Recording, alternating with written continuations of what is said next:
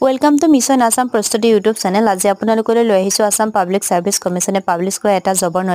notification অনুসৰি soil conservation ৰেঞ্জৰ কাৰণে 16টা ভেকেন্সি সয়েল কনজাৰভেশ্যন ডিপাৰ্টমেন্টৰ আন্ডাৰত ভেকেন্ট হৈছে ইয়াতে আপোনালোকে স্ক্ৰিনত দেখা পাইছে কোনটো ক্যাটেগৰীৰ কাৰণে কিমানটা পোষ্ট ভেকেন্ট আছে যদিহে আপোনালোকে এপ্লাই কৰিব বিচাৰিছে তেতিয়া হলে 9 জুলাই 2025 ৰ পৰা 9 আগষ্ট 2025 ৰ ভিতৰত এপ্লাই কৰিব পাৰিব যদিহে আমি এডুকেশ্যন কোৱালিফিকেশনৰ কথা কওঁ তেতিয়া আপোনাৰ ব্যাচেলৰ ডিগ্ৰী ইন সায়েন্স হ'ব লাগিব physics chemistry botany forestry